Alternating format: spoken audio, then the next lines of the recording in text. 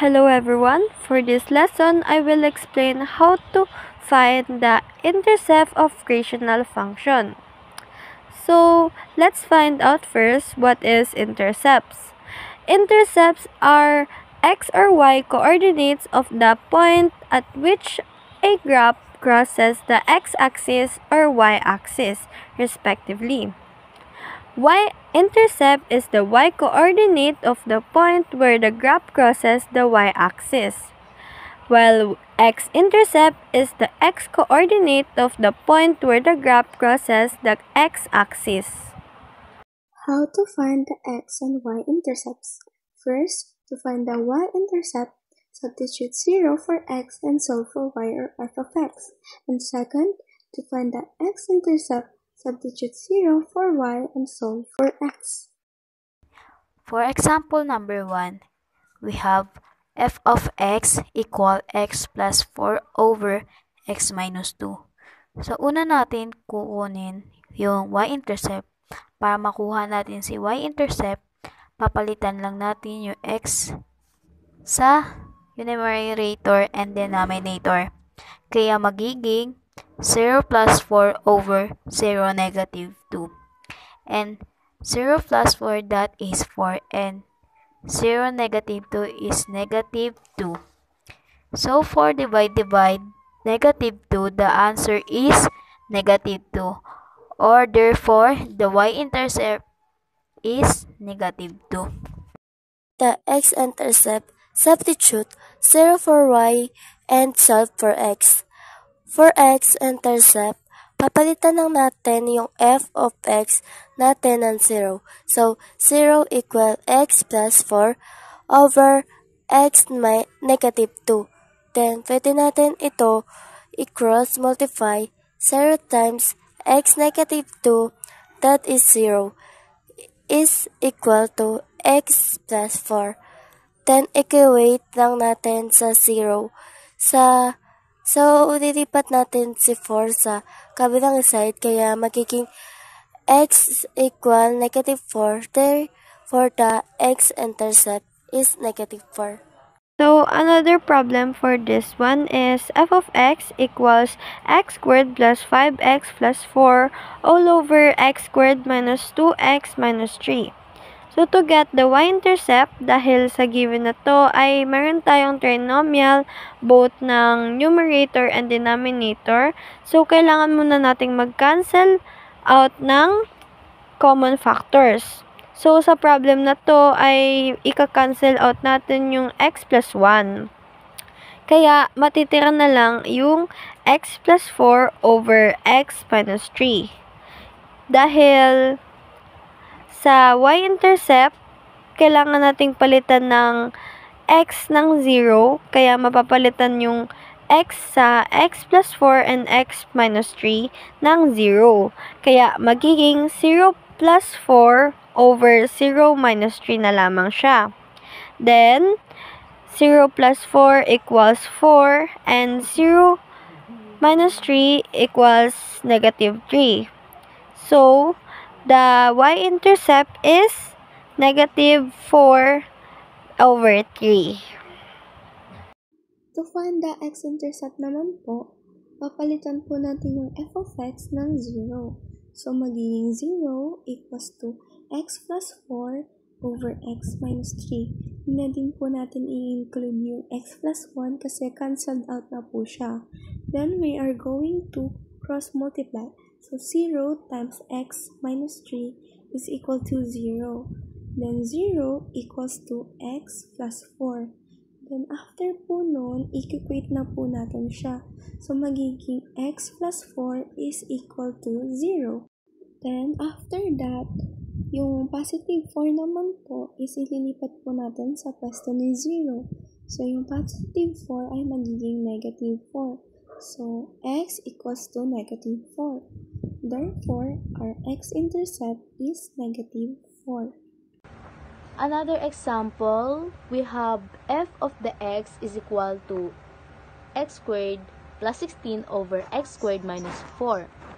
So, as you can see, pag pinactor out natin yung denominator natin, wala naman tayong makakancel dyan. So, ang gagawin na lang natin is isubstitute na lang natin yung mga 0 sa mga x.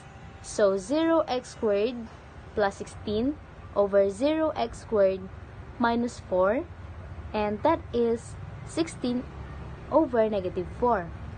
16 divided by negative 4, that is negative 4.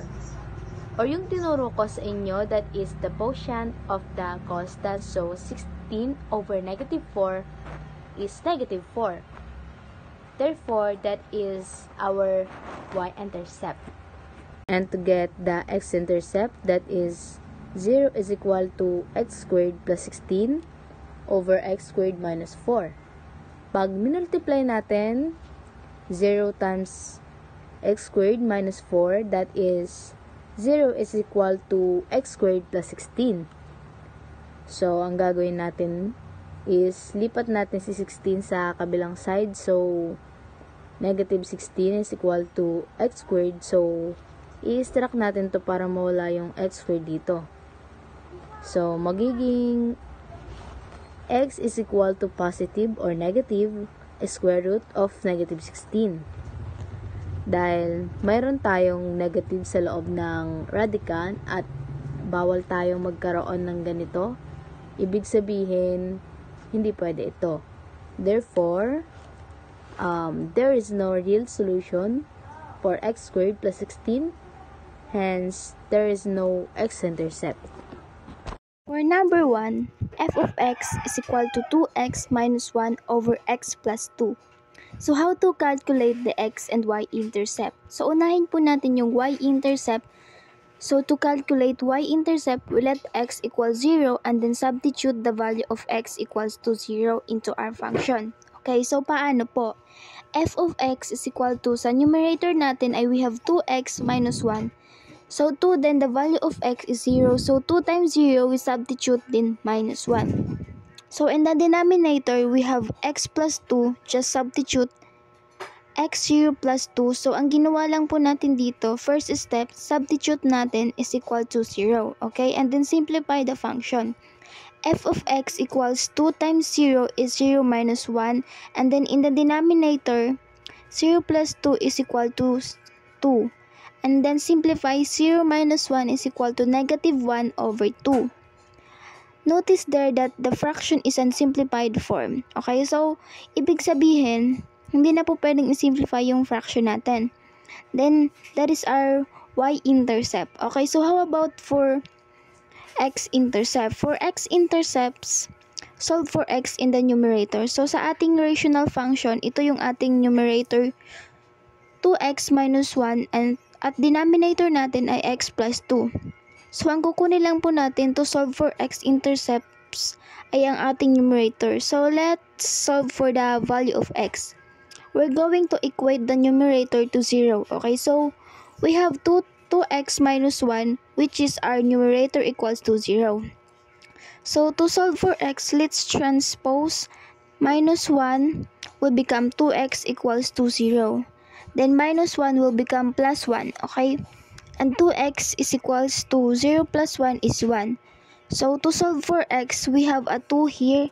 So, divide by 2 to both sides of the equation so that we can cancel 2 here. So, ano ang matitira po dito?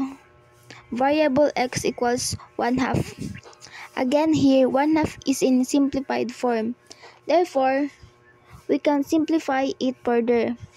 And then that is your y and that is our y and x intercepts. Okay, so for this function, our y-intercept is negative 1/2 and our x-intercept is 1/2. This is number 2 of x and y-intercept of rational function. Fx equals x squared minus 4 over 2x minus 5. Then, ito po yung parang magpapalit tayo. Yung x is gagawin natin 0. Fx equals 0 squared minus 4 over 2 times x minus 5. And pag nasagutan na siya, ang magiging simplest form na is fx equals 0 minus 4 over negative 5. And ang answer niya is fx equals negative 4 over negative 5 or 4 over 5. This is for y-intercept. Ito naman po is para sa x-intercept. Fx equals x squared minus 4 over 2x minus 5.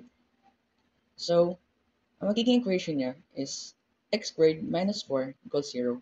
And pwede po natin siya baliktarin. Like yung 0, ipapalit natin sa 4. So, ang magiging answer niya is x squared equals positive 4. Kasi, pinagpalit po natin yung 0 sa negative 4, kaya naging positive 4. Then, para i-extract naman siya, gagamitin po natin siya ng square root. Kakancel po natin yung square root and yung squared. So, ang matitira na lang po is x equals, pwedeng maging dalawang sagot like positive and negative 2. And, ang x-intercept natin is positive and negative 2.